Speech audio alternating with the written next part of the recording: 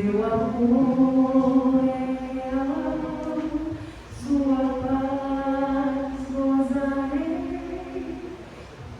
Deus marcou um encontro com nós. Como, né?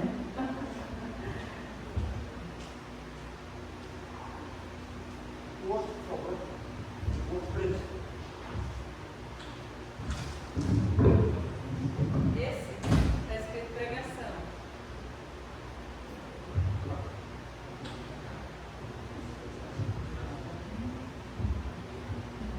Som.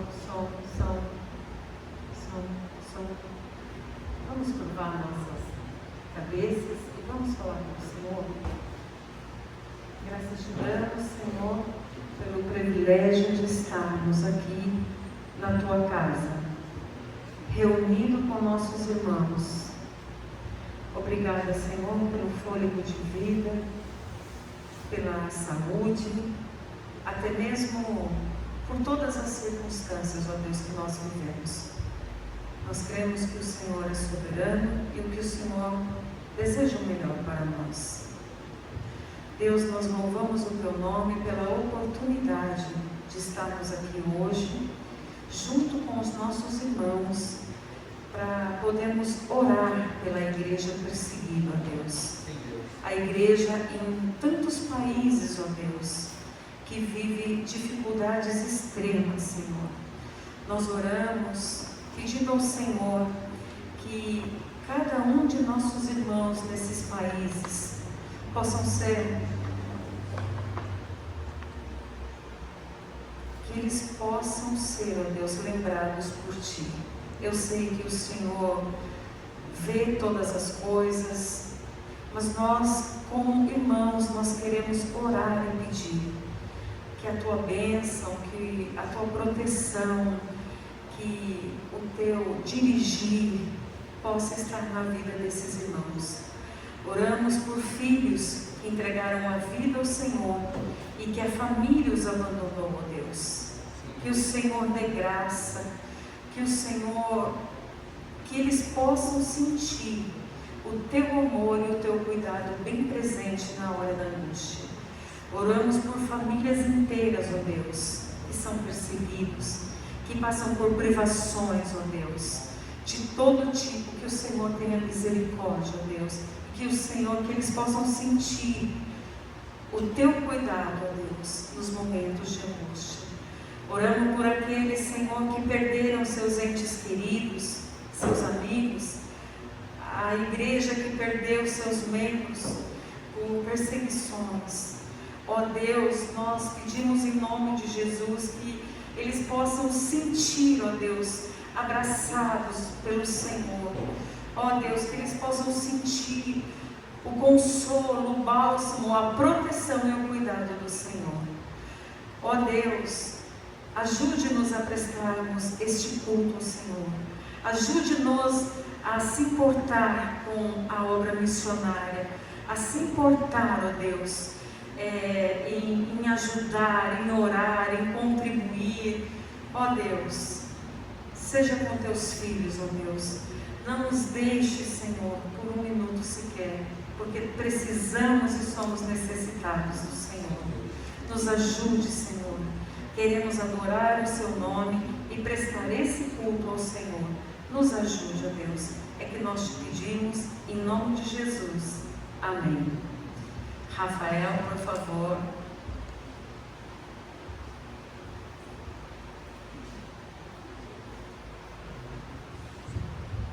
Amém. Somos irmãos com a paz do Senhor. Amém. E hoje vamos dar início a mais um culto, só que neste domingo estaremos falando sobre como que é um pouco a realidade dos cristãos que um dia já foram muçulmanos e estão sendo perseguidos, principalmente lá no Oriente Médio. E o texto que vamos ler hoje está em 2 Coríntios capítulo 5. Quem quiser pode abrir sua Bíblia ou acompanhar pelo telão.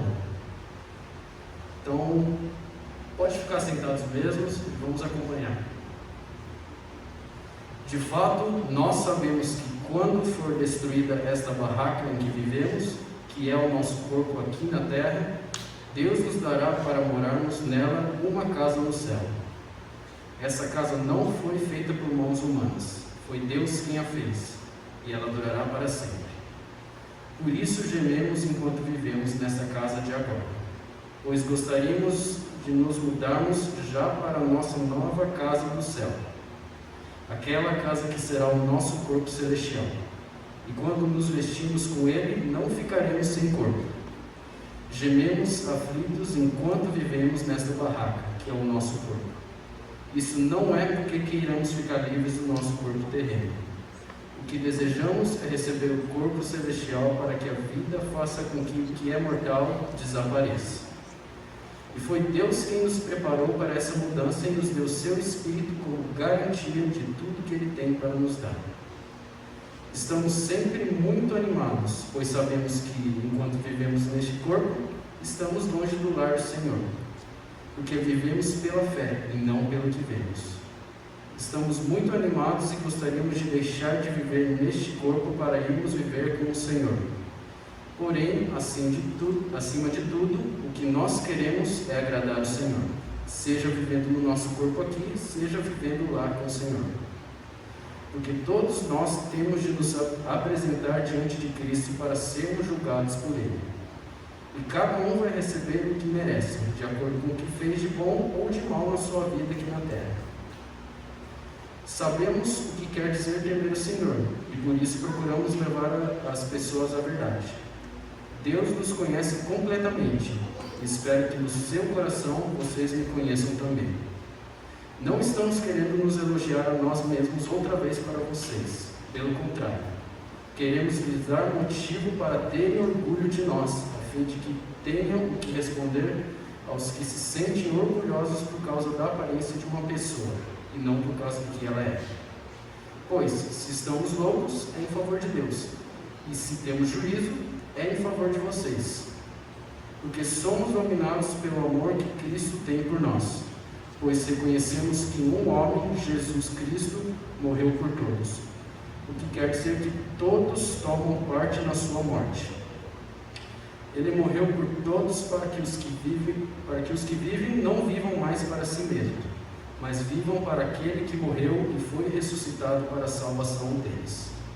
Por isso, daqui em diante, não vamos mais usar regras humanas quando julgarmos alguém.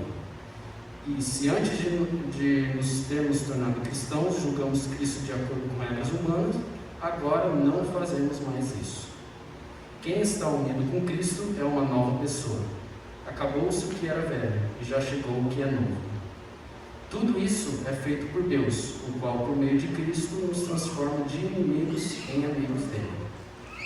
E Deus nos deu a tarefa de fazer com que os outros também sejam amigos dele.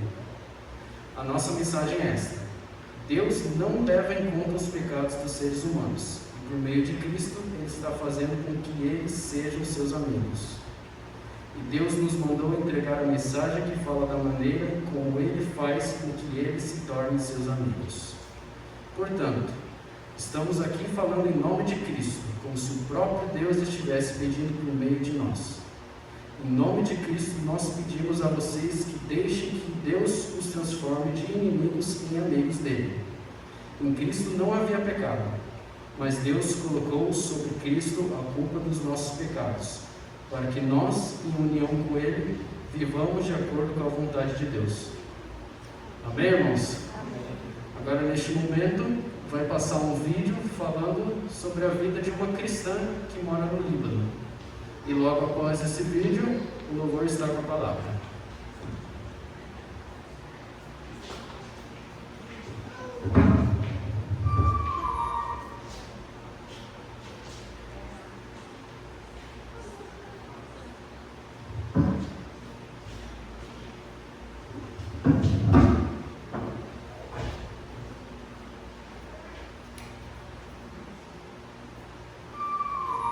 A coisa que mais eu queria era encontrar a Deus. Ela vivia na Líbia, onde a maior parte da população seguia o islamismo. Quando tinha apenas 8 anos, ela começou a questionar a mãe sobre Deus e perguntava coisas como: onde está Deus? Com que ele se parece? E sua mãe lhe dizia: não é bom fazer esse tipo de pergunta. Então, Maisa decidiu visitar 2 mesquitas locais para ver se Deus estava lá. Na primeira, ela foi agredida, acusada de usar roupas inadequadas. Na segunda mesquita, ela se sentiu aceita e acolhida e começou a estudar o Alcorão. Mas conforme ela foi ficando mais velha, começou a ser tratada diferente. As pessoas perguntavam: por que você não cobre mais o seu? Ela se cansou e foi embora. Uma noite, anos depois, Maisa estava sobrecarregada com problemas pessoais e começou a chorar sozinha em seu quarto. De repente, sentiu alguém tocar os seus pés e o quarto escuro começou a se iluminar repentinamente. Ali estava um homem brilhando como a luz. Eu senti felicidade em meu coração apenas com a presença dele. Ele disse: eu sou o caminho, a verdade e a vida. E então desapareceu. Quem era esse homem de luz? Finalmente, seria esse homem Deus? Maisa e a família fugiram para o Egito durante a Guerra Civil. Sua nova vizinha começou a falar sobre Jesus para Maisa e mostrou uma Bíblia para ela, que se lembrou da experiência em seu quarto e contou sobre a visão que teve naquela noite. A mulher abriu a Bíblia no livro de João, capítulo 14, versículo 6, onde diz: eu sou o caminho, a verdade e a vida. Finalmente, as perguntas de Maisa, aquelas que ela fazia desde criança, foram respondidas. Ela procurou em todos os lugares por Deus, mas Deus que a encontrou. E foi aí que Maisa começou a seguir Jesus. E aquela mulher a abençoou e disse: você será luz para a Líbia. Brilhe pelo povo da sua nação. Maisa está pronta para voltar e juntamente com ela uma Bíblia. Ela voltou para a Líbia e se reuniu em segredo com outros cristãos por 2 anos. No fim, o segredo de Maisa foi descoberto. Ela foi agredida por radicais extremistas e ameaçada de casamento forçado com um muçulmano. Com a ajuda de irmãos cristãos, ela conseguiu escapar para salvar a própria vida. Hoje, Maisa vive em outro país e continua seguindo a Jesus. Maisa é a prova viva de que Deus alcança os lugares mais escuros com a sua luz. Ele toca vidas em situações impossíveis.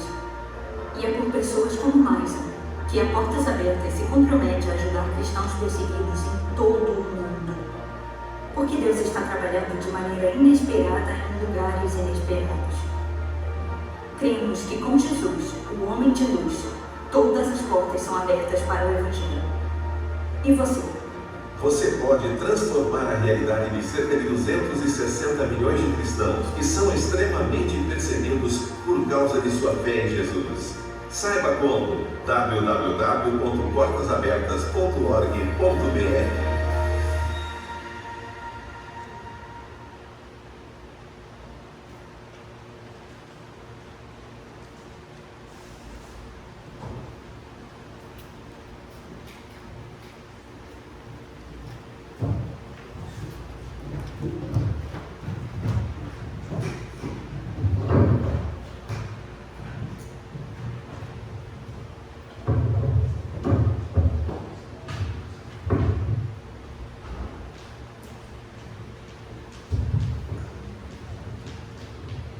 Graças e paz, irmãos.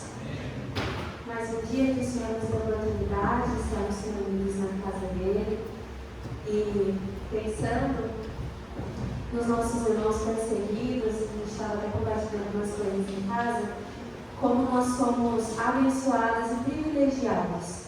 Nós temos uma porta aberta, escancarada. Nós temos um tempo onde nós nos reunimos, onde nós cantamos em voz alta, onde nós temos instrumentos, nós podemos levantar as nossas mãos e glorificar o Senhor. Então, isso é uma bênção. Não existe nada que nos difere dos nossos irmãos perseguidos, mas que nós possamos lembrar desses momentos quando nós estivermos na casa do Senhor. Esse pouquinho tempo que a gente fica aqui, é tão pouco, passa tão rápido durante uma semana, não é verdade? Nós possamos louvar o Senhor, irmãos, com todo o nosso ser, com alegria, com palmas, levantar as nossas mãos, porque nós temos essa liberdade. Nós não sabemos até quando nós teremos,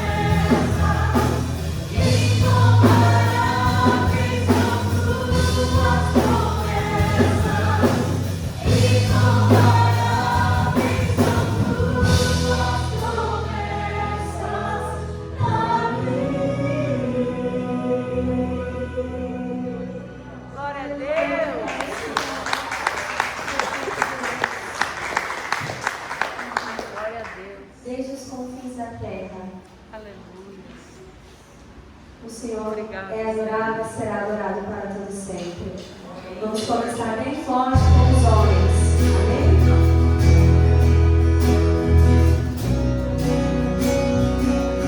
Obrigado, Senhor, por essa oportunidade. Em nome de Jesus. Desde os confins da terra, do mais profundo mar, nas alturas do céu, louvado é dentro dos corações, em meio ao amor, nasce esta canção.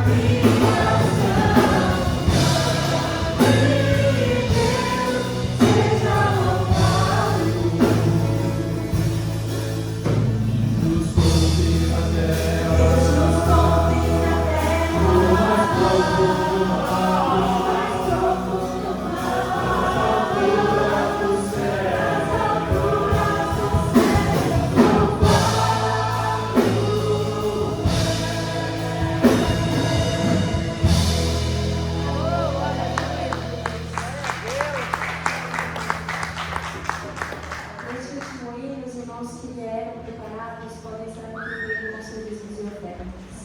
Tu és adorável.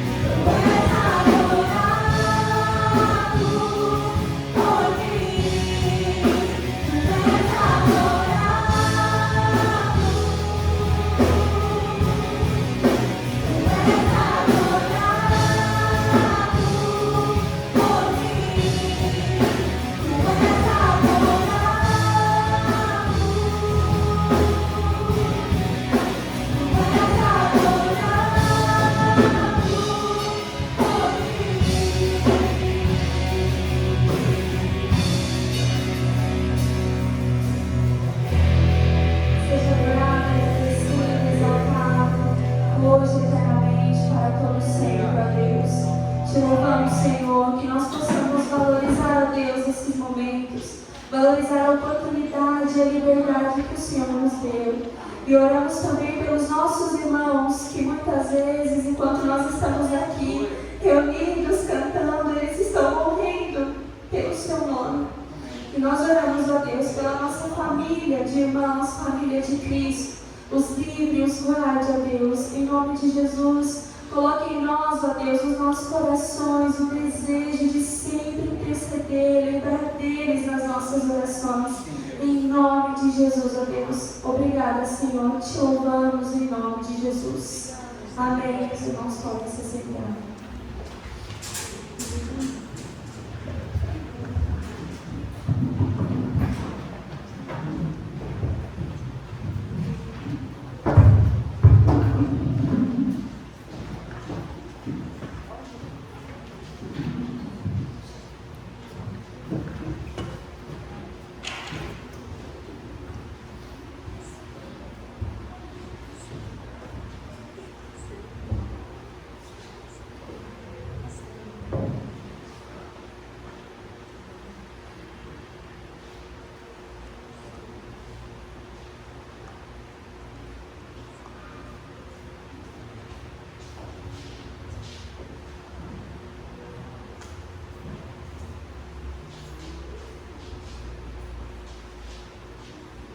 Graça e paz, irmãos.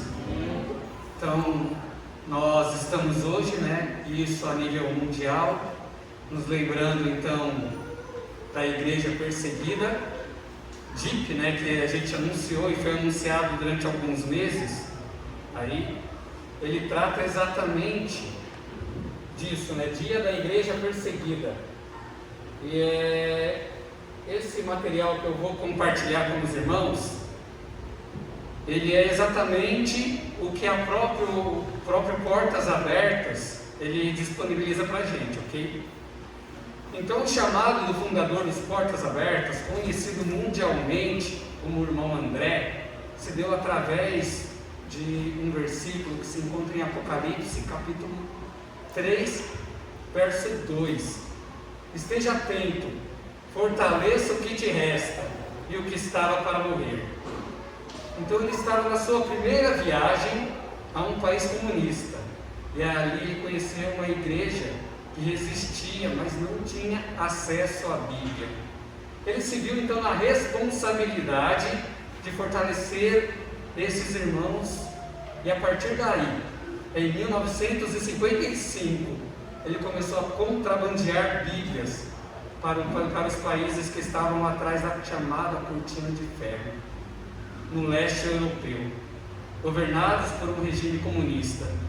Então era para socorrer e fortalecer o corpo de Cristo que os Portas Abertas atua há 65 anos e em mais de 60 países, onde existe algum tipo de proibição, condenação ou ameaça à vida de cristãos ou à liberdade de crer e expressar a fé em Jesus Cristo.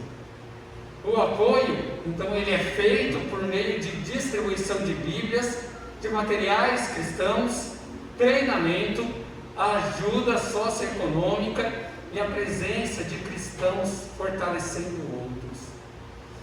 E aprendendo, então, a lidar de modo bíblico com essa perseguição e levar as boas novas a essas comunidades.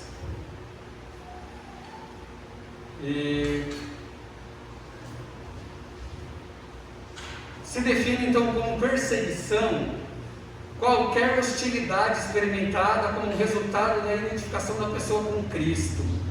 Isso, ou seja, pode incluir tanto atitudes hostis como palavras e ações contra os cristãos. A cada ano, a perseguição aos cristãos tem se intensificado, isso em âmbito global. Segundo os dados da lista mundial de perseguição de 2020, existe mais de 260 milhões de cristãos perseguidos em todo o mundo. O número de cristãos com medo de ir à igreja, ou que não tem uma igreja onde ir, tem aumentado, bem como daqueles que têm que escolher entre permanecer fiel a Deus ou manter os seus filhos seguros, ou vítimas de violência extrema e até perdem os seus familiares, perdem suas casas, seus bens, a liberdade de compartilhar a mesma crença que muitos de nós aqui hoje no Brasil experimentamos por causa da fé em Cristo. Eles não possuem essa liberdade. Então, dos mais de 260 milhões de cristãos perseguidos no mundo, a maior parte dele são ex-muçulmanos. E o DIP desse ano, então, a ênfase é nos cristãos ex-muçulmanos. Versículo-chave do DIP deste ano é: portanto, se alguém está em Cristo, é nova criação. As coisas antigas já passaram, e eis que surgiram coisas novas. Todo muçulmano que se converte faz a um preço.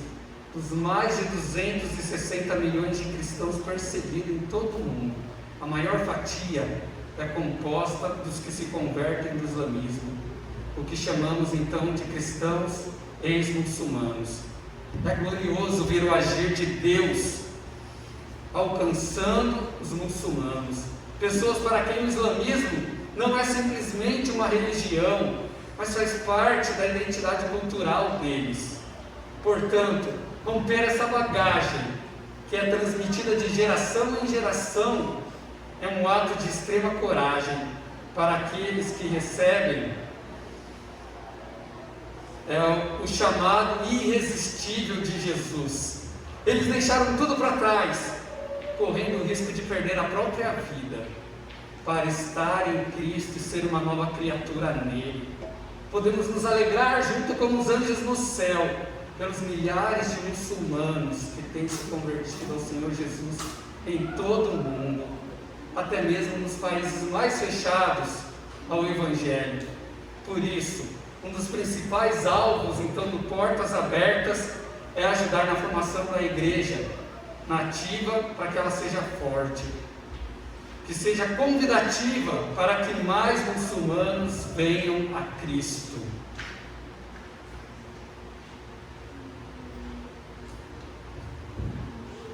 O islamismo é o maior desafio para a igreja. Após a queda da cortina de ferro, o irmão André, não sei quem já teve a oportunidade de ler o livro Contrabandista de Deus, um livro que eu li e eu saí empolgado de lá. Depois que eu li esse livro, eu sonhava com um personagem e achava que eu estava com ele dentro da guerra. É empolgante, meus irmãos. Mas esse irmão, ele anteviu que o islamismo se tornaria o maior desafio para a igreja. E assim aconteceu. Hoje, o extremismo islâmico representa a maior ameaça da igreja.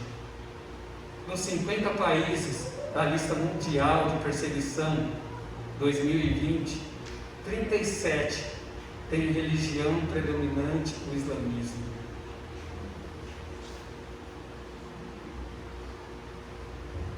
Agora nós vamos pensar o cristianismo avança no berço do Islã. A Península Arábica é o berço do Islã, onde uma teologia islâmica mais severa é ensinada até nos dias atuais. Os muçulmanos acreditam que o profeta Maomé disse que somente uma religião poderia existir. Portanto, todas as outras igrejas da região deveriam ser destruídas. Por isso que a perseguição é tão acerrenha, baseada na fé deles. No entanto, apesar de toda a pressão militar, política, social, religiosa sobre os cristãos, Cristo está trabalhando claramente na região, sobretudo entre imigrantes cristãos. Em todos os países da Península Arábica, há um grupo de cristãos locais que se reúnem em absoluto sigilo. Eles enfrentam forte pressão por parte da família, e em alguns países mais do que outros, do governo também. E é evidente o trabalhar de Deus ali no berço do islamismo. Nem mesmo os mais restritos governos ou a mais acerrada perseguição, a mais forte pressão da sociedade, pode impedir o mover de Deus no coração das pessoas e de salvar vidas. Não tem impedido a edificação da igreja. Quando a fé desses novos convertidos é descoberta pela família, a comunidade, a vida se torna muito difícil para eles, pois são pressionados a voltar para o Islã.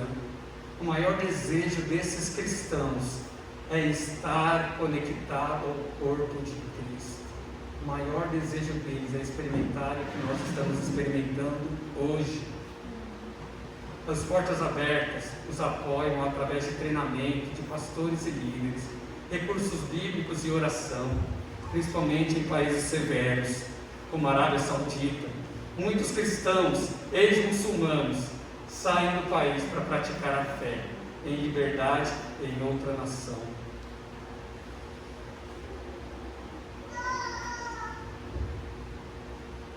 A perseguição aos cristãos no norte da África, vou citar alguns aqui, o material é bem denso, tem bastante conteúdo mostrando essa perseguição, vou citar só alguns aqui.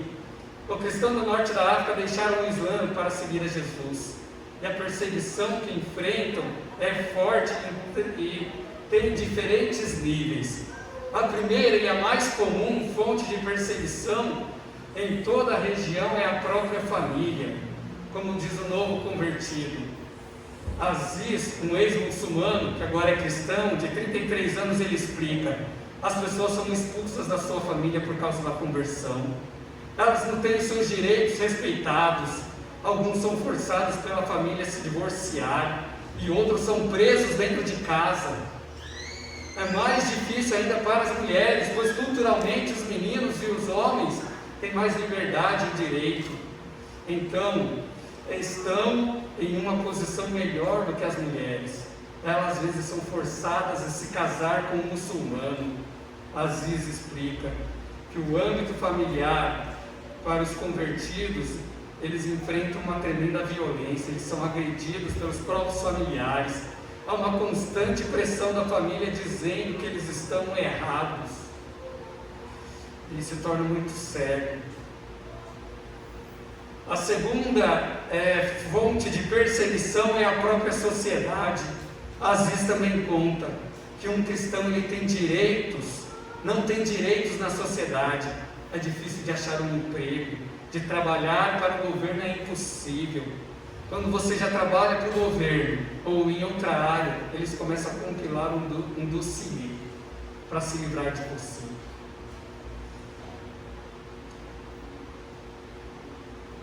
E o último tipo de perseguição é a perseguição legal nesses países, mas difere em cada país. Por exemplo, no Marrocos, a polícia tem um dossiê de cristãos e pode até colocar documentos que não são verdades.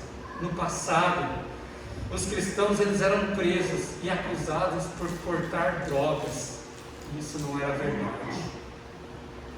Se torna muito difícil. Ali era proibido se distribuir Bíblia porque lá é crime. O evangelismo é proibido porque a única religião permitida é o islamismo. Isso serve para a gente refletir sobre o que temos vivido e a importância realmente de estarmos aqui.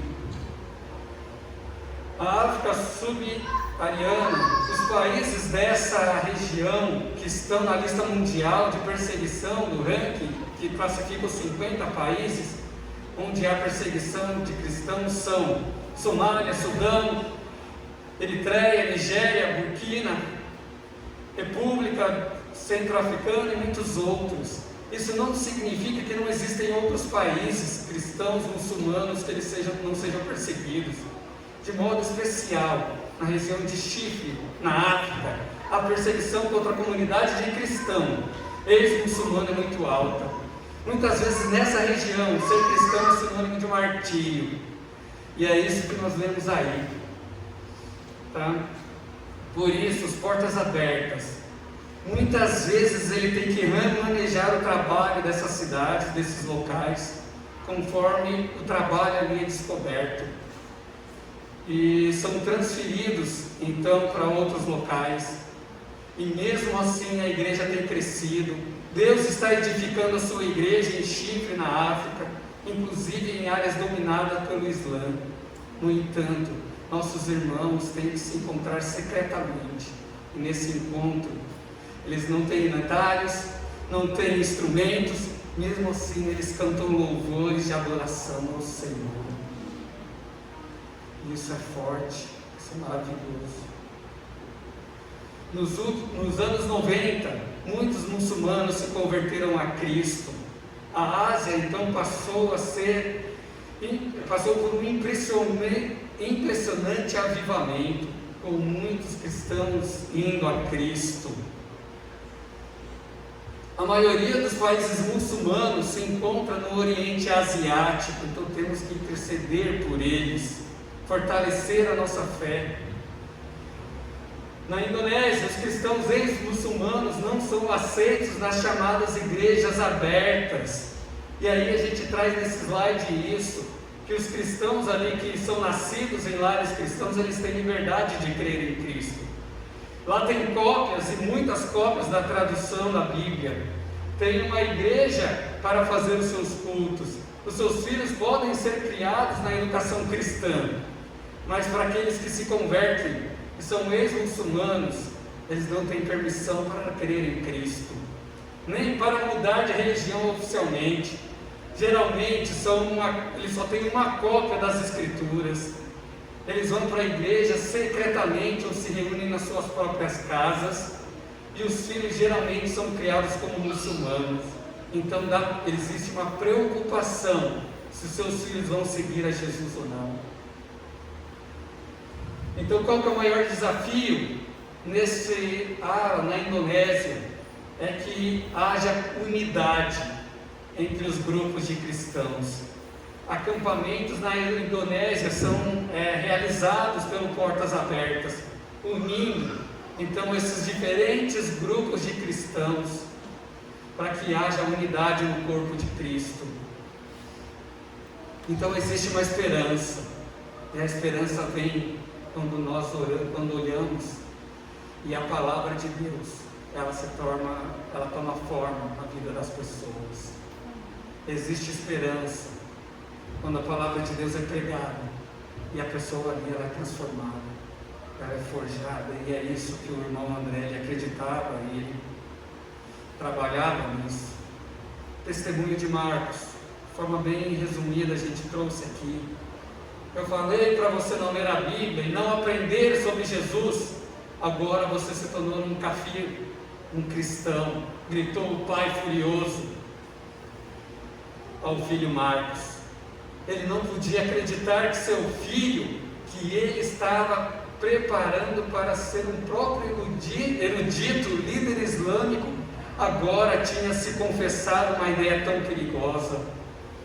Não, pai, eu ainda sou muçulmano. Na verdade, eu descobri nas Escrituras que Jesus, ele é a verdade, e esta é a palavra de Deus, respondeu Marcos.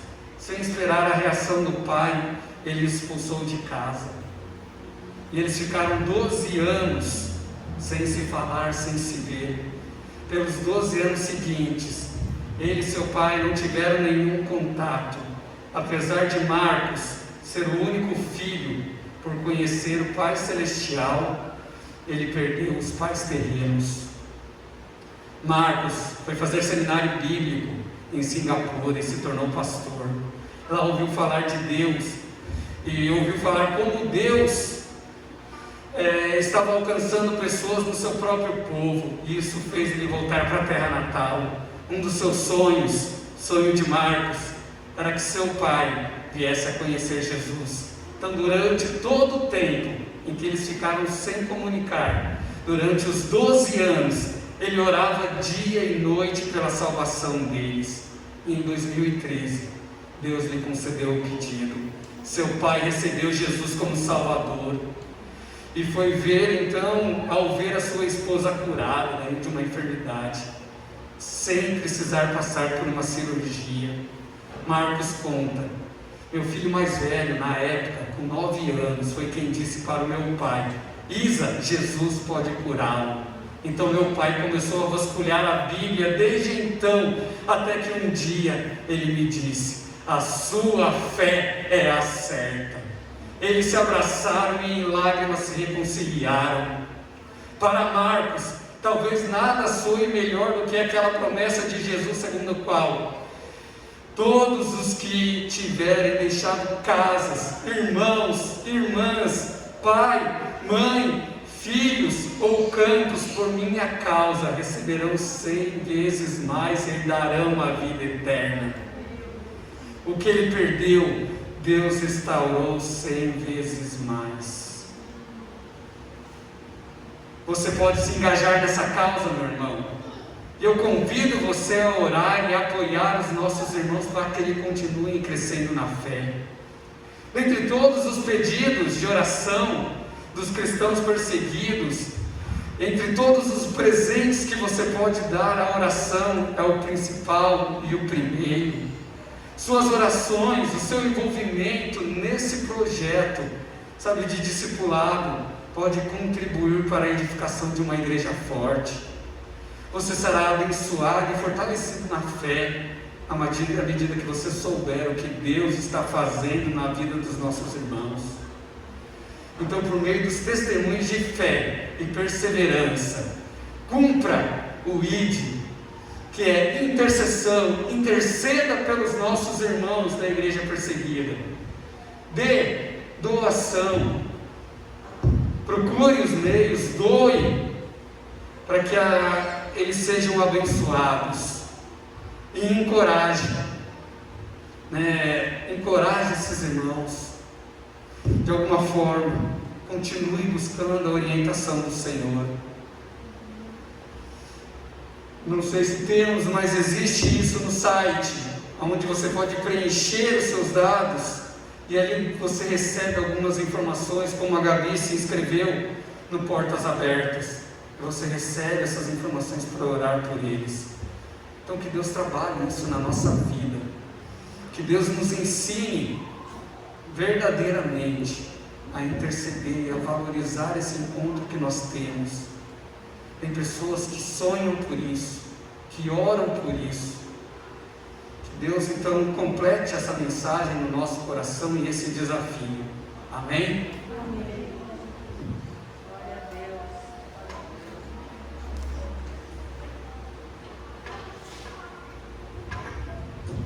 Pastor Renato.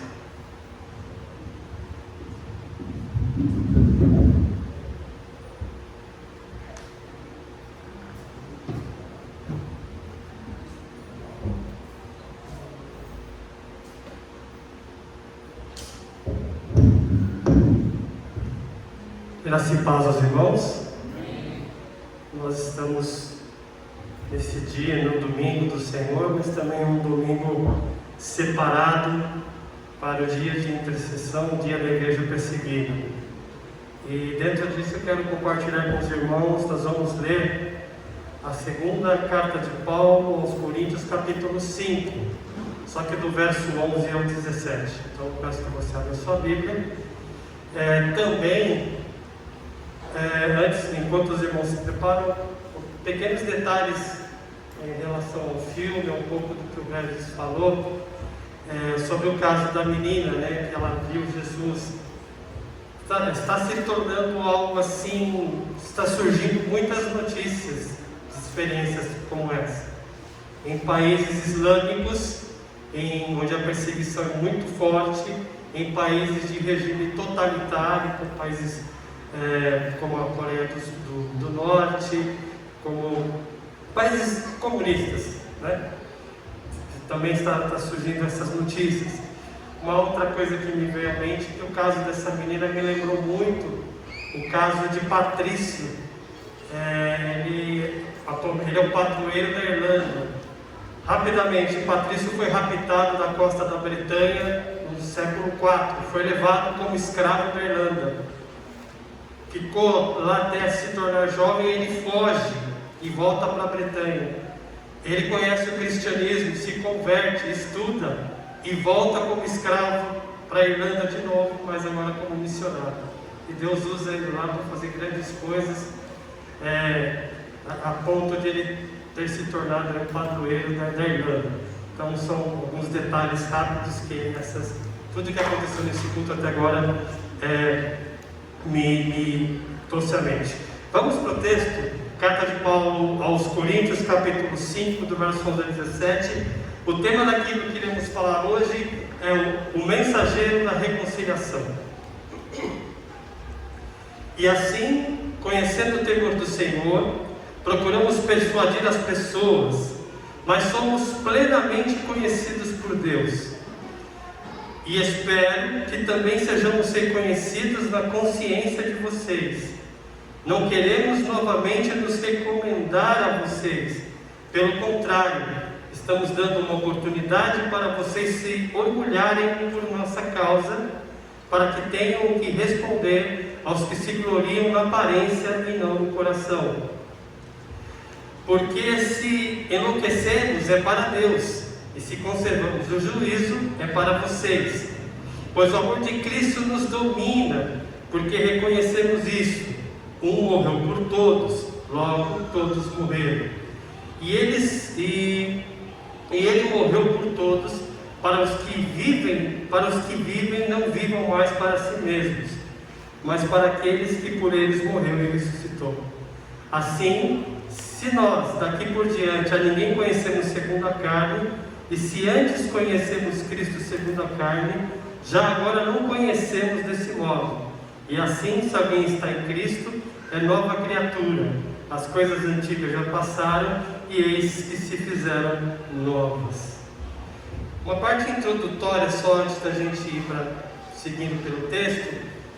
Essa sessão que a gente leu, ela faz parte aí da sessão central da carta, da segunda carta de Paulo aos Coríntios, que vai aí do verso 5, do capítulo 5, verso 11, até o capítulo 7, verso 4.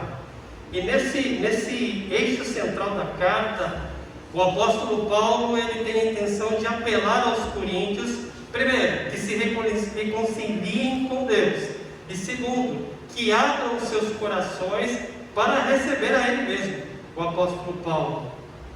Nesse texto que a gente viu aqui, de 11 a 17, o apóstolo Paulo, a ideia dele é abordar alguns assuntos sobre algumas acusações que estão sendo feitas à sua pessoa e ao seu ministério, de acordo com os relatos que já vêm desde a primeira carta aos Coríntios. Essas acusações da sua pessoa, seu ministério, elas se haviam intensificado de uma maneira muito grande. Então Paulo ele escreve essa carta e esse meio da carta aqui para chamar a atenção dos irmãos coríntios. Paulo aqui ele faz uma defesa do seu ministério contra o quê? Contra o ataque de falsos mestres vindos da igreja de Jerusalém. E aqui a gente tem algo muito semelhante com a carta aos Gálatas, tá bom? Ou seja, pessoas da igreja de Jerusalém estavam passando pelas igrejas fundadas por Paulo, estavam ali causando problemas. Os problemas dos Gálatas, que também estava sendo aqui um dos motivos para a segunda carta aos Coríntios, aquelas questões de guarda dos dias, guarda das festas, hábitos alimentares, circuncisão e por aí vai. Tudo isso em quê? Em detrimento à justificação pela fé. A estratégia desses falsos mestres que vinham de Jerusalém era igual na igreja de Coríntios, era igual à igreja da Galácia. Eles vinham, eles denegriam a autoridade do apóstolo Paulo, a sua mensagem, o acusavam de pregar um evangelho incompleto, um falso evangelho, acusavam ele de desprezar a lei de Moisés, de não possuir também reconhecimento, autoridade dada pelos apóstolos. Também falavam de questões sobre desonestidade do apóstolo Paulo, entre um monte de outras calúnias.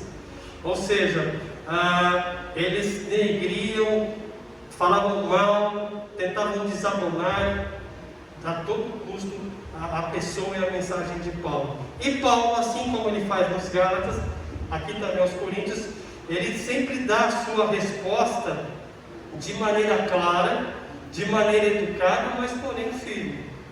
Lá em Gálatas é assim, aqui também é.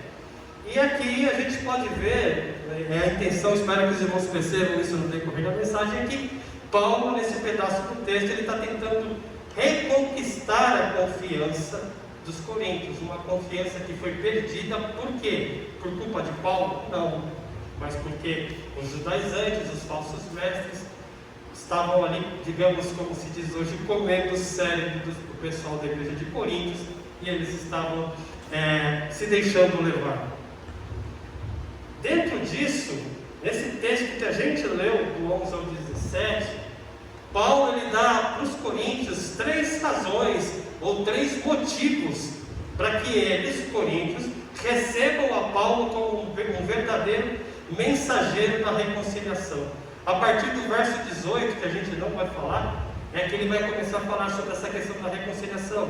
Mas ele aqui, ele se apresenta como mensageiro e dá 3 motivos e 3 razões para que aqueles irmãos o escutem, o recebam e sigam aquilo que ele está falando. Isso aí tudo em detrimento da mensagem ali, da conversa fiada dos falsos mestres. Se por um lado Paulo lhe apresenta essas 3 razões ou motivos, é importante a gente também usar isso para nos servir, digamos assim, como um guia para nós avaliarmos as nossas vidas e a nossa conduta perante a Deus. Nas aplicações que a gente vai fazer rapidamente no texto, nós vamos usar alguns relatos do diretor de Portas Abertas, Marco Cruz. Ele fez esse relato no podcast chamado Bibotalk. Então o Marco Cruz de Portas Abertas esteve lá sendo entrevistado e ele passou um pouco da situação. No caso, esse podcast, o tema dele era a igreja perseguida e pandemia. Então eu vou citar aqui no decorrer do texto 3 casos, 3 testemunhos brevíssimos sobre a igreja perseguida relacionada com a pandemia. Falei para vocês que a gente teria 3 motivos ou 3 razões para que Paulo fosse aceito pelos coríntios, e que esses 3 motivos ou 3 razões serviriam para a gente aqui nos nossos dias, aqui hoje, nós avaliarmos a nossa vida e vermos como estamos diante do Senhor. Sendo assim, o primeiro motivo é que Paulo, ele era um conhecedor do temor do Senhor. Verso 11 e 12. E assim, conhecendo o temor do Senhor, procuramos persuadir as pessoas. Paulo conhecia o temor do Senhor, e esta era a sua motivação para quê? Para persuadir os homens. Esse temor do Senhor é o que a gente chama de reverência, de respeito, de saber quem é Deus e quem somos diante desse Deus tão grande e poderoso, Criador e sustentador de todas as coisas, que por sua vez nos desperta o que? Reverência, temor. Paulo, no final, esse é o versículo 11, tá bom? No versículo 10, Paulo nos fala o seguinte: porque é necessário que todos nós compareçamos diante do tribunal de Cristo, para que cada um receba segundo o bem ou o mal que tiver feito por meio do corpo. Verso 10, nós não lemos porque nós lemos a partir do 11. Esse texto de 11 e 17 é continuação do resto anterior do capítulo. E veja só, Paulo, esse temor de Paulo, essa reverência ao Senhor, é porque ele sabia. Paulo, ele não estava apenas, não somente convencido que Cristo era seu Senhor e Salvador, mas segundo a gente leu aqui no verso 10, ele também o temia como um justo juiz, um justo legislador. Ele tinha, Paulo, convicção de que todos nós, ele, eu, você, nós iremos comparecer diante do Senhor Jesus no dia do juízo para julgar os vivos e os mortos. Isso despertava medo nele? Não, porque ele reconhecia Cristo como o justo juiz, aquele a qual a justiça será aplicada de forma justa, correta e plena. Medo não o despertava, mas despertava reverência e temor. Ele tinha convicção de que todos nós compareceríamos diante desse tribunal. Essa verdade de temer ao Senhor, de conhecer o temor do Senhor, de conhecer que esse Senhor é o justo juiz diante do qual todos nós deveríamos comparecer, levava-o a quê? A persuadir os homens, a convencer os homens a respeito do quê? Da justiça divina, da condição decaída, do senhorio de Cristo, da salvação em Cristo. Ele era levado por esse conhecer o temor do Senhor a persuadir os homens sobre a necessidade de se arrependerem de seus pecados, de crer no Senhor Jesus e se colocar debaixo do senhorio desse Senhor Jesus. E ele continua: mas somos plenamente conhecidos por Deus, e espero que também sejamos reconhecidos na consciência de vocês. Para Paulo, ele tinha plena convicção de que Deus, ele era reconhecido ou conhecido por Deus. Deus sabia das suas motivações, Deus sabia do que movia Paulo, o temor do Senhor. Deus sabia do que motivava Paulo em seu ministério. Apesar dos coríntios estarem crendo em calúnias, estarem crendo em difamação dos judaizantes, Paulo chama a atenção dos coríntios para o seguinte: procuramos persuadir as pessoas, mas somos plenamente conhecidos por Deus, e espero que também sejamos reconhecidos na consciência de vocês. Ou seja, é desejo de Paulo que os irmãos coríntios, assim como Deus, Paulo tem convicção daquilo que o motiva e sabe que Deus reconhece, que os coríntios também percebam isso. Vejam que Paulo é um servo de Deus honesto, que Paulo é um servo de Deus que leva as coisas do Senhor conforme deve se levar. E ele ainda prossegue no verso 12: não queremos novamente nos recomendar a vocês. Ou seja, Paulo, ele não deseja, a despeito do que aqueles mestres judaizantes estão dizendo, ele não quer ficar se recomendando, apresentando as suas credenciais, toda hora lembrando eles: olha, eu sou apóstolo. Não, pelo contrário, verso 12: estamos dando uma oportunidade para vocês se orgulharem por nossa causa. Por quê? Paulo, ele segue o apostolado de maneira correta, temendo ao Senhor, porque ele é um conhecedor do temor do Senhor. Logo, todas as coisas que ele faz, todas as palavras que ele diz, tudo aquilo que os sacrifícios por qual ele passa, é baseado nesse conhecer o temor de Deus. Paulo, para esses coríntios, ele não se elogia, pelo contrário, ele espera ser reconhecido, não por ficar falando: ó, eu sou apóstolo, ó, eu sou bom, ó, eu sou fiel. Não, Paulo, ele espera ser reconhecido pela sua postura.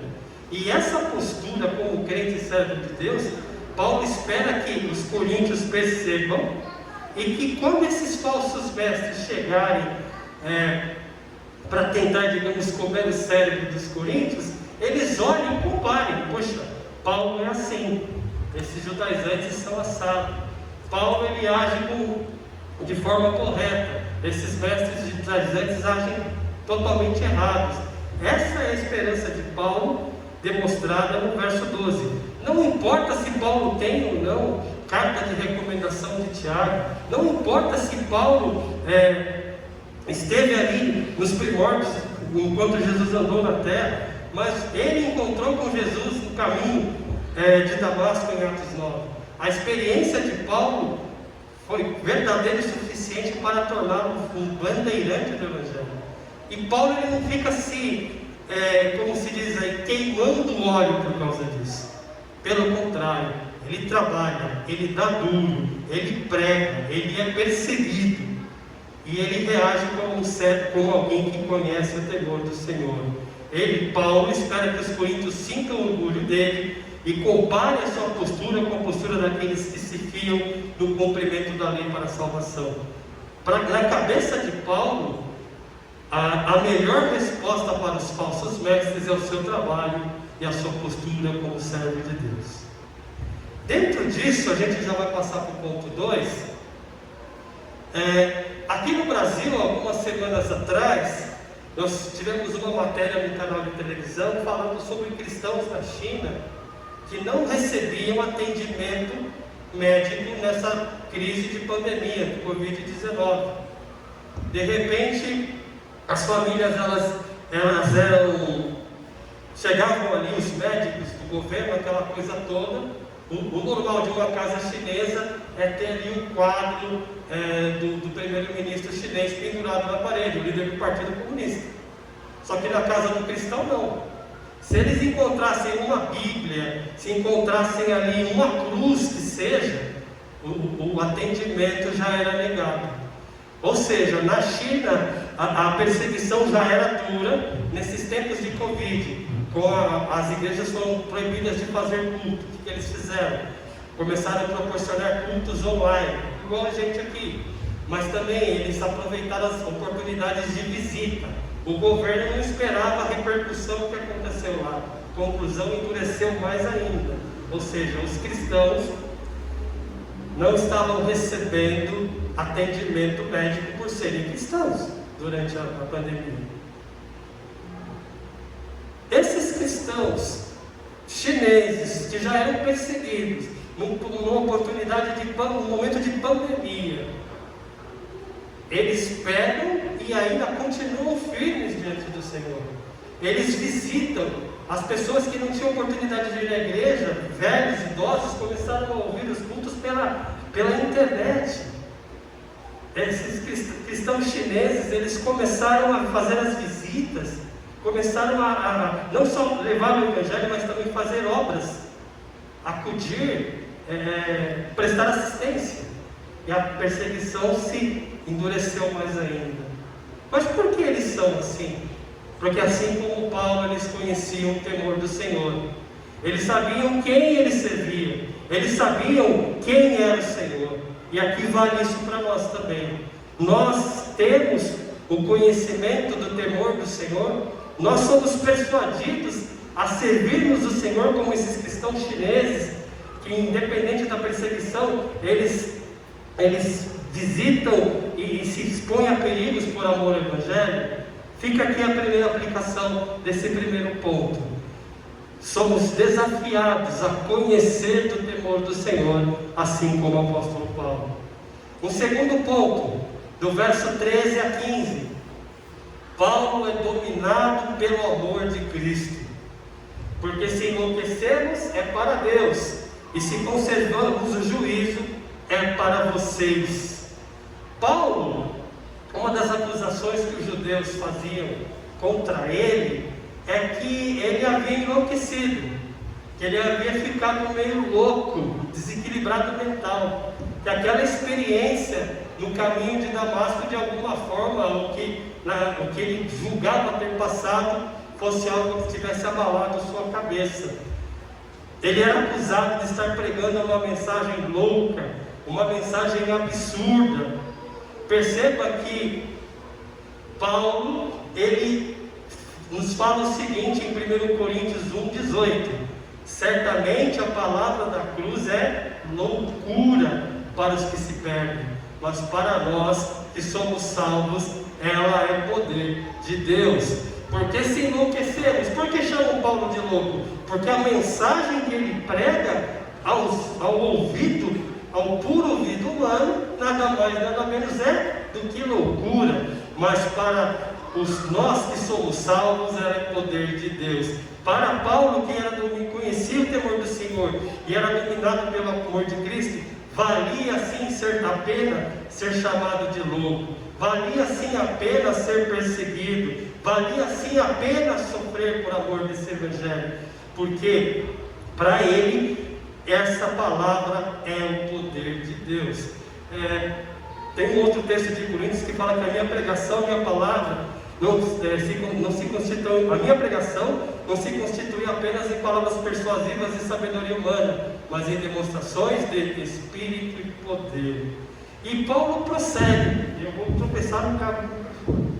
Vamos lá. Paulo prossegue, pois o amor de Cristo pois o amor de Cristo nos domina. Pois o amor de Cristo nos domina. Em algumas versões falam, pois o amor de Cristo nos constrange.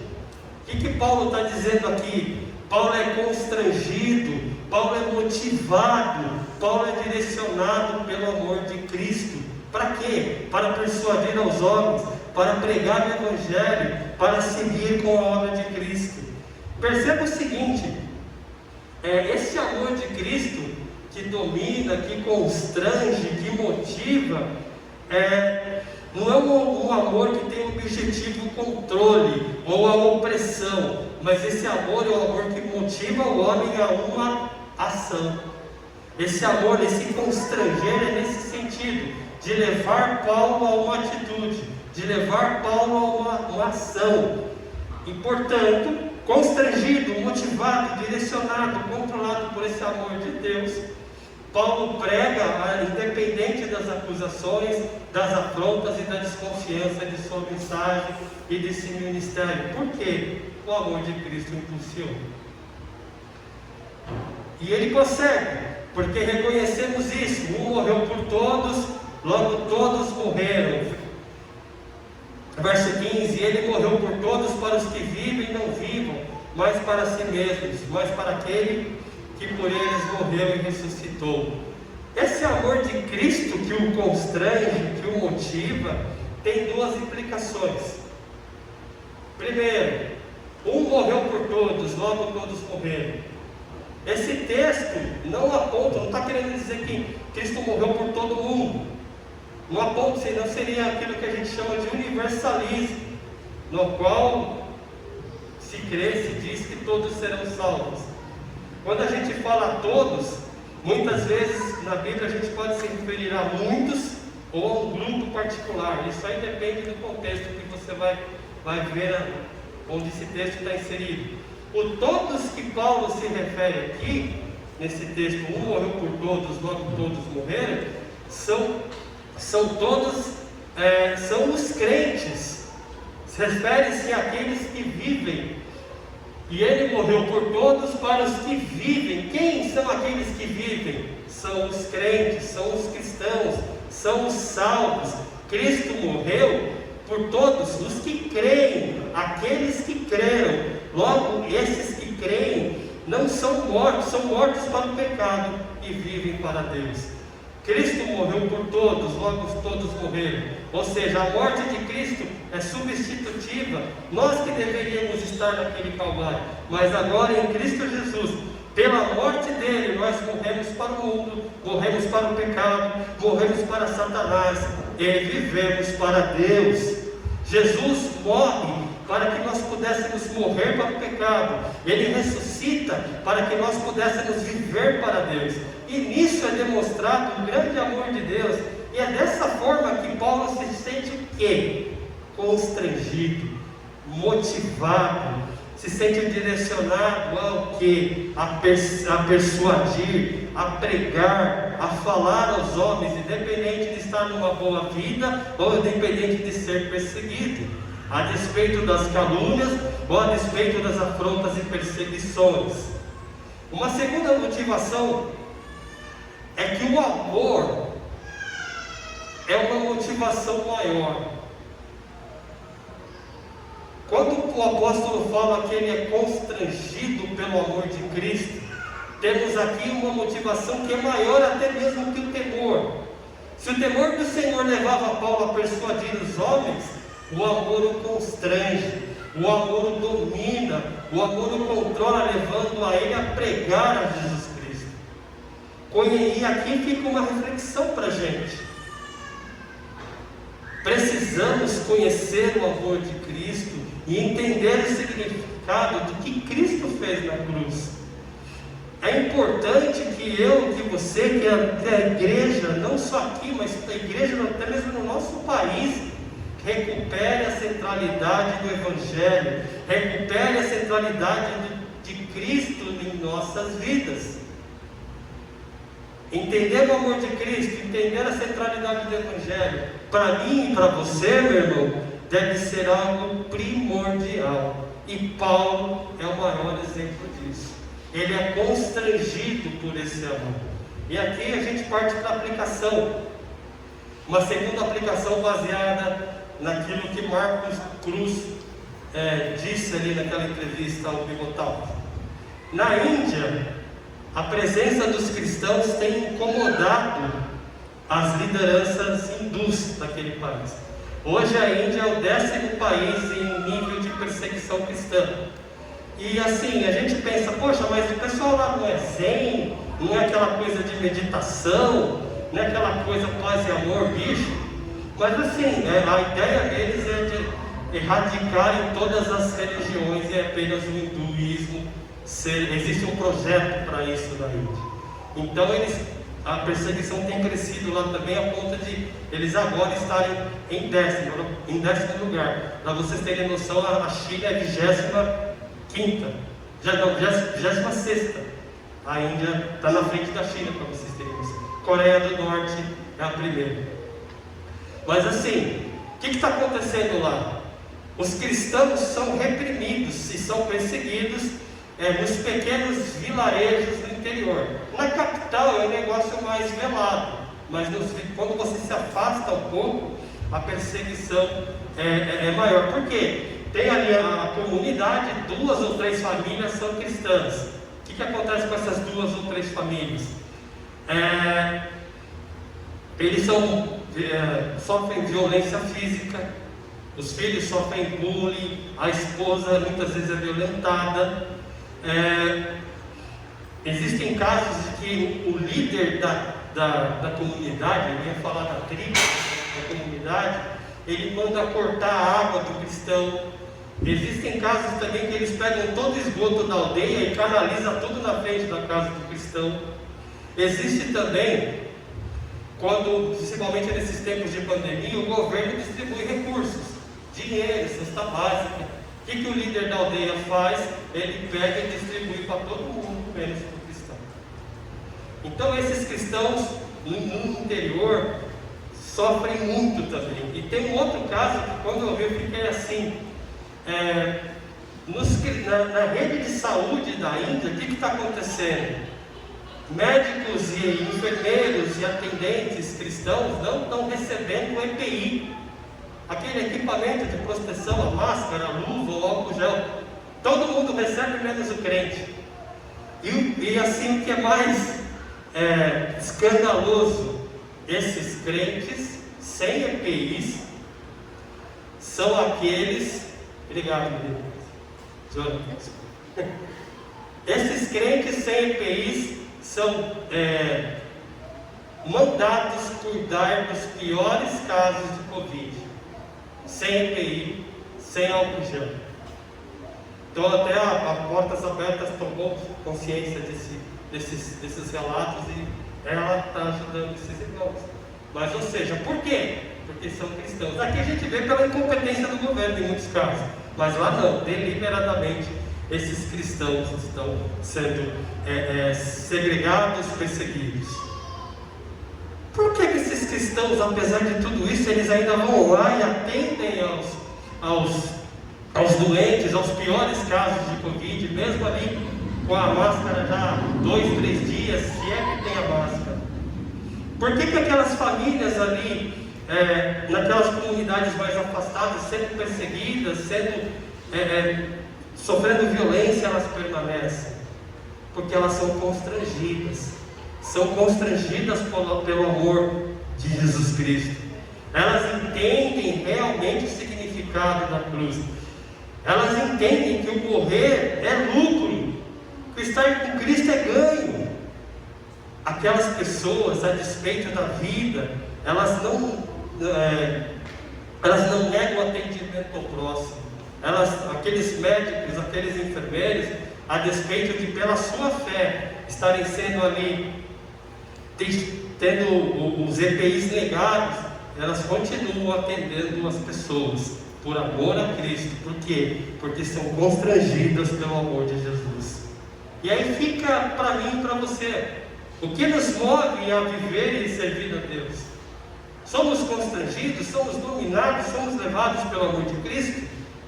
Na verdade, eu e você precisamos ser movidos pela visão de Cristo, pelo temor do Senhor, pelo amor que nos constrange, e precisamos transformar isso em ações. Precisamos transformar isso em ações que demonstrem a mensagem do Evangelho e o que é realmente fazer a vontade de Deus.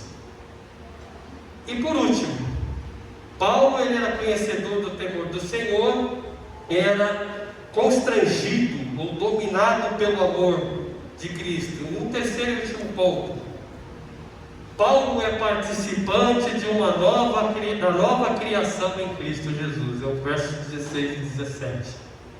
Assim que nós, daqui por diante, a ninguém conhecemos segundo a carne. E se antes conhecemos Cristo segundo a carne, já agora não o conhecemos desse modo.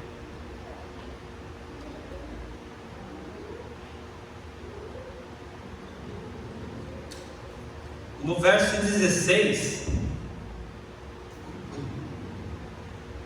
quando Paulo fala, olha, assim que nós daqui por diante a ninguém conhecemos segundo a carne, Paulo remete à condição de que ele tinha uma avaliação humana das pessoas. Paulo, ele era um judeu religioso, ele era um fariseu zeloso, ele conhecia o Antigo Testamento do início ao fim.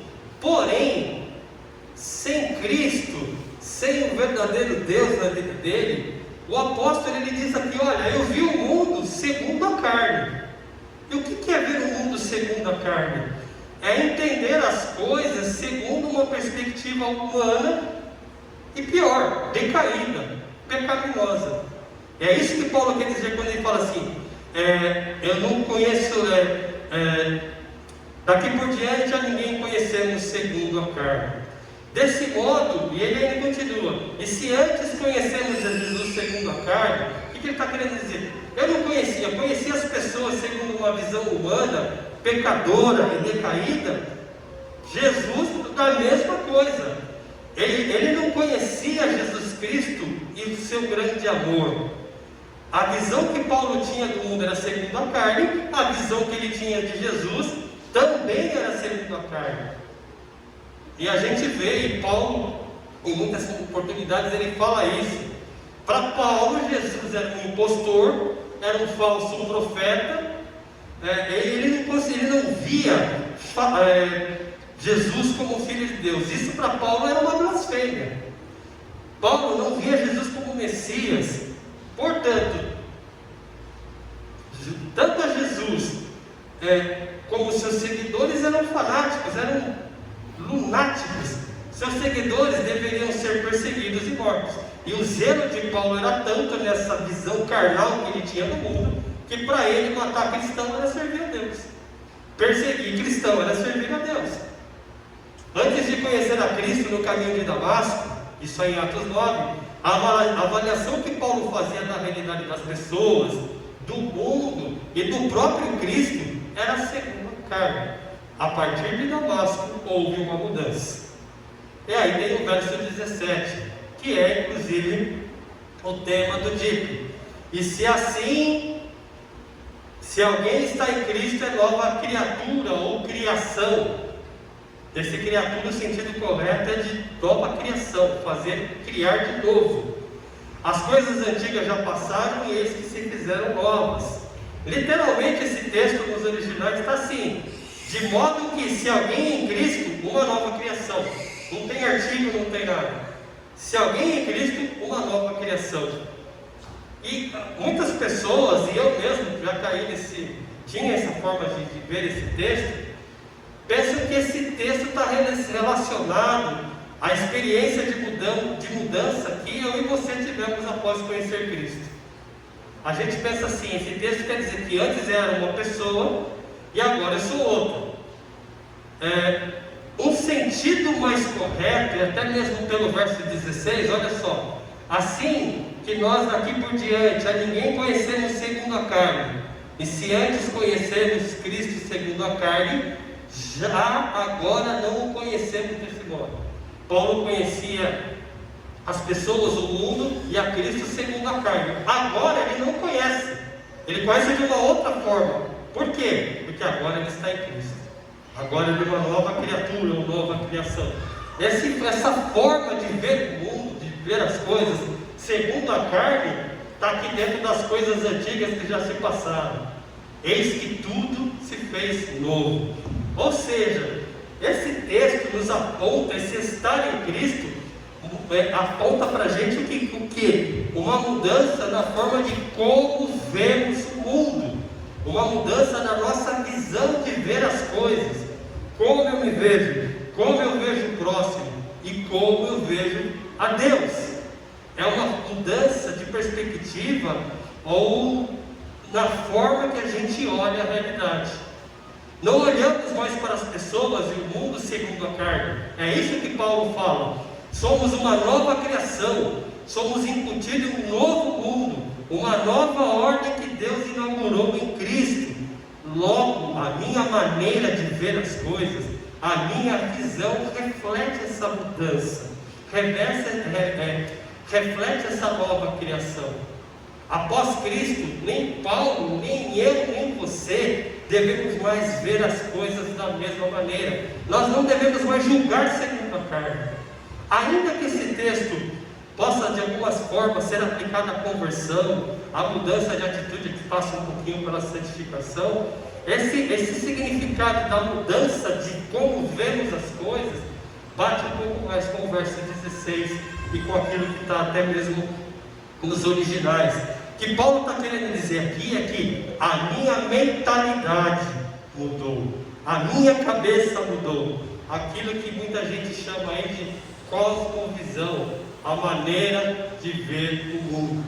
Se alguém está em Cristo, faz parte da nova criação. As coisas antigas, o que é isso? A velha maneira de ver o mundo passou e tudo se fez novo. Nós vemos e percebemos tudo de uma nova perspectiva. Segundo o quê? Segundo os olhos da fé. Nesse sentido, meu irmão, sabemos de onde somos, para onde vamos e por que as coisas acontecem como acontecem. Por que Paulo prega o Evangelho, mesmo parecendo loucura? Por que ele procura persuadir as pessoas, mesmo sendo perseguido, apedrejado, preso, picado por cobra, passando por naufrágio, apanhando, descendo o muro dentro de um saco de estopa, algo assim? Por que ele faz isso? Porque agora ele vê as coisas de maneira correta. E o que é ver as coisas de maneira correta? É ver as coisas dentro dessa mudança de mentalidade, de ser uma nova criação, de ser um novo homem em Cristo Jesus. A maneira antiga de enxergar as pessoas, a mim mesmo e a Deus passou. Por quê? Pois em Cristo faço parte da nova criação e de Deus que já está iniciado em Jesus Cristo. Quando a Bíblia ela fala sobre nova criação, ela usa alguns termos para falar sobre isso, de algumas formas. Ela fala de um novo homem, ela fala que nós participamos da igreja como sendo um novo povo de Deus, ela fala sobre o reino de Deus que foi iniciado, que está em andamento e que vai ser consumado, ela fala sobre o final dos tempos que já foi inaugurado.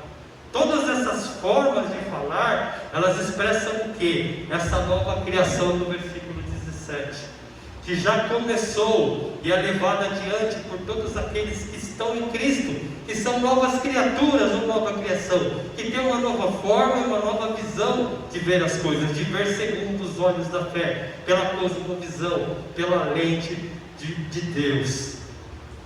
E para a gente partir para a aplicação desse ponto, eu pus aqui, aplicação missionária.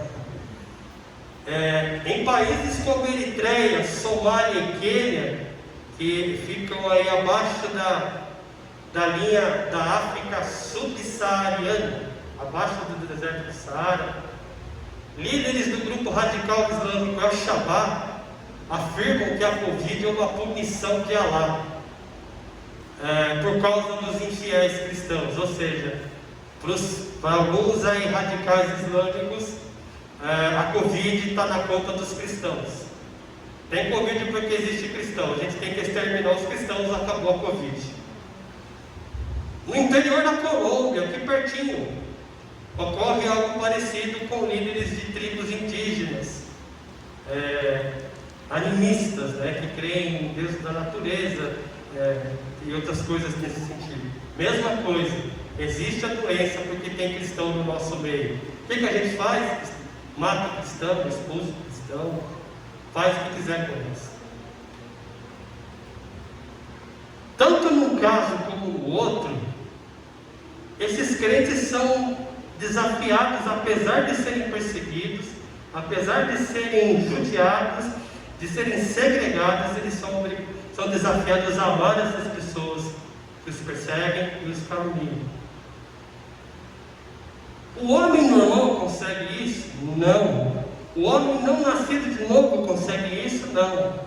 Para que, independente dessa situação caótica que esses muitos irmãos ao redor do mundo vivem, consigam fazer isso, eles precisam ser uma nova criação.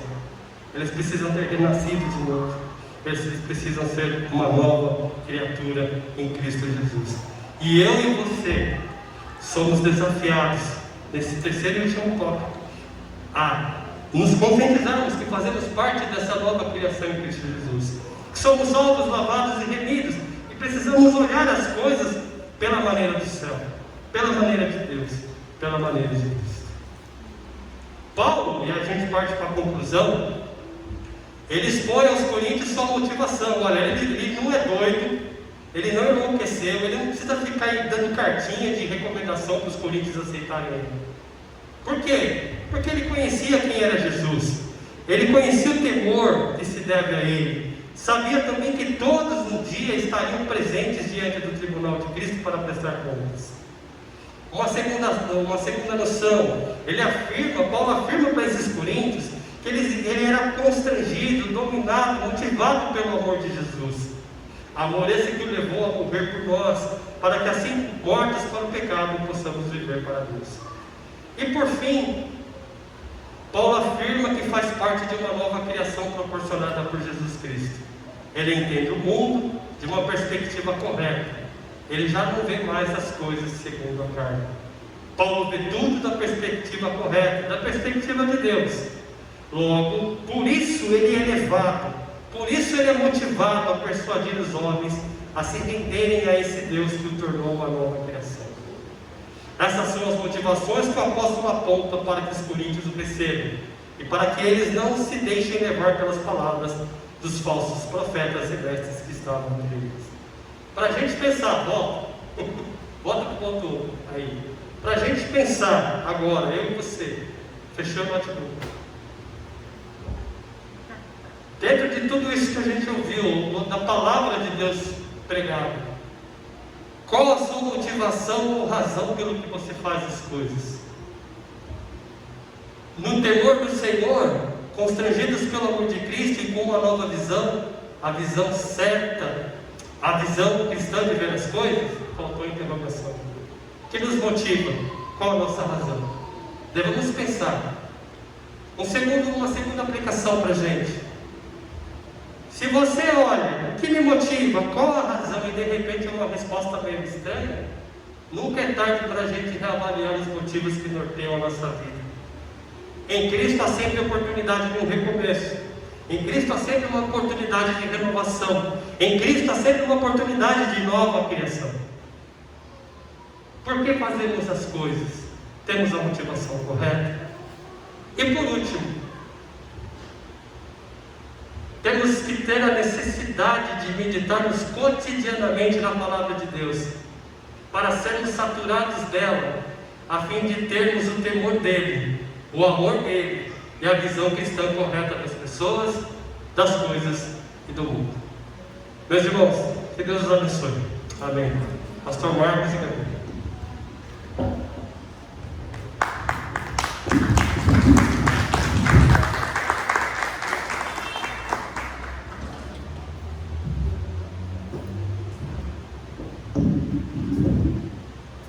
Graça e paz, irmãos. Foi um prazer, um momento muito bom tudo aqui. Agradecer a todos pelo apoio. E queria que os irmãos ficassem em pé, vamos orar agora. Não vou encerrar ainda, vai ser o pastor, mas queria que os irmãos ficassem em pé, vamos orar.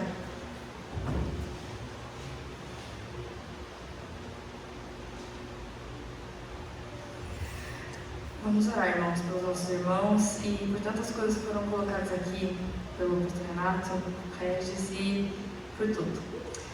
Senhor, nós nos colocamos diante de Ti, nós glorificamos o Teu nome, porque só o Senhor é Deus. Obrigada por esse momento. Nós queremos, Senhor, colocar diante de Ti todos esses países, Senhor, esses países em que há cristãos ex-muçulmanos. Meu Deus, nós colocamos diante de Ti, porque os Teus filhos precisam de consolo. Há corações, Senhor, feridos, Senhor, que precisam de Ti, corações que precisam ser fortalecidos pelo Teu favor, pelo Senhor, pela Tua palavra. Em nome de Jesus, nós, Senhor, como igreja, Senhor, todo o Brasil está nesse dia, e nós estamos aqui também, Senhor, colocando diante de Ti os nossos irmãos, esses cristãos, Senhor, que são pressionados, perseguidos, a começar pela família, pela comunidade. Senhor, nos perdoe pela nossa negligência, a começar por mim. Senhor, em nome de Jesus, queremos Te pedir por esses cristãos. Console, conforte, encoraje, Senhor, cada coração ferido, Senhor Jesus, cansado. Tantos cristãos, nossos irmãos, cada um deve ter passado já por tanta coisa. Mas, Senhor, Tu és o Deus deste mundo. Tu és um Pai que nunca deixa os Teus filhos. Nós cremos nisso, Senhor. Tu és o nosso Deus. Tu és o Deus do céu, Senhor Jesus. O Senhor governa todas as nações do mundo. Tu és forte e poderoso e ninguém pode resistir ao Teu poder, como diz a Tua palavra, Senhor. Em nome de Jesus, nós colocamos diante de Ti, porque nós cremos que o Senhor está nos ouvindo neste momento. escuta toda a tua igreja. Obrigado por nós estarmos juntos aqui, Senhor, em nome de Jesus, o nosso Salvador, o teu Filho perfeito, santo. Nós te pedimos e colocamos diante de ti, Senhor, esses cristãos, esses países. Senhor, tenha misericórdia dos teus filhos. Muitos devem estar devastados, Senhor, com percas, com abusos, meu Deus, tantas coisas. Em nome de Jesus, fortaleça os teus filhos. Nós nos colocamos diante de ti e apresentamos esses cristãos, Senhor, os teus filhos, os nossos irmãos, esses países, Senhor. Tu és o Rei dos Reis, o Senhor dos Senhores, e nós te louvamos porque o Senhor fará isso, não porque nós estamos pedindo, mas porque tu és Deus, e independente da nossa negligência, o Senhor vai cumprir o que o Senhor tem e a tua vontade para esse mundo e em todas as nações, Senhor. Obrigada, mas nos ajude, aviva a tua igreja, Senhor, para sermos coparticipantes desse teu projeto perfeito, Rei dos Reis. Em nome de Jesus, só o Senhor é Deus. Obrigada por essa oportunidade e colocamos diante de ti com fé, Senhor. Tu és o Deus verdadeiro, o único Deus. Em nome de Jesus, nós oramos juntos, Senhor, como igreja, todo o Brasil nós oramos, Senhor. Em nome de Jesus, o nosso Salvador. Amém. Amém, irmãos. Glória a Deus. Queria, antes de passar para o pastor, passar alguns avisos. Foi um momento muito bom, Deus abençoe a todos. E as fichas que o Regis falou estão ali atrás. Quem quiser pode levar para casa, traz semana que vem que eu vou enviar para eles. Mas se vocês quiserem ter informações sobre os cristãos perseguidos, só entrar no site da Portas Abertas, tem muita coisa, é muito bom, muito bom. Então, www.portasabertas.org.br. E, como eu falei, hoje é a data, irmãos, todo o Brasil está nessa programação, o dia do Domingo da Igreja Perseguida, é uma coisa muito legal. Então, graças a Deus, isso é muito bom de saber, né? E ali tem umas lembrancinhas, podem pegar, tá bom? Marca a página e umas balinhas, podem pegar. Quem pegou o crachá pode levar o crachá para casa. E queria ler com os irmãos o versículo que está ali, que é uma oração de Josafá, em 2 Crônicas 20, versículo 6, que ele diz assim, né? Ó Senhor, Deus dos nossos antepassados, Tu és o Deus do céu e governas todas as nações do mundo. Tu és forte e poderoso e ninguém pode resistir ao Teu poder. E só ali, para ficar na nossa reflexão, Hebreus 13:3, diz assim: lembrem-se dos que estão na prisão, como se aprisionados com eles, dos que estão sendo maltratados, como se vocês mesmos estivessem sendo maltratados. Amém. Deus abençoe. E rapidinho, quando acabar, vamos só tirar uma foto. E é isso, irmãos. Deus abençoe. Obrigada a todos pelo apoio. Foi um momento muito bom. O pastor vai encerrar.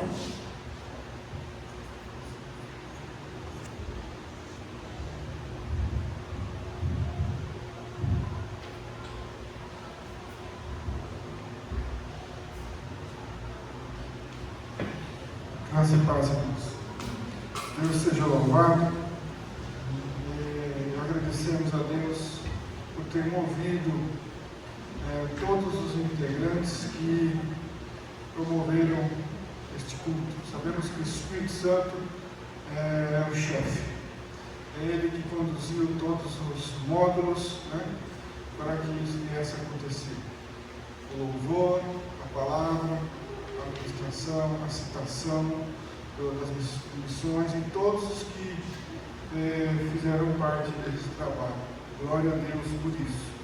Então queremos agradecer ao Senhor por todas as coisas. Sem mais delongas, eu quero fazer só a oração final, porque não há necessidade de considerações finais, porque todos aqui cumpriram muito bem o papel, graças a Deus. Né? Então eu quero finalizar com a oração do apóstolo Paulo, quando ele escreve aos Efésios, no capítulo 6, os últimos 2 versículos. A paz seja com vocês, irmãos, e que Deus o Pai e o Senhor Jesus Cristo lhes deem amor e fidelidade. Que a graça de Deus esteja eternamente sobre todos que amam nosso Senhor Jesus Cristo. Você pode dizer um amém para confirmar essa palavra? Amém. Amém. Deus abençoe.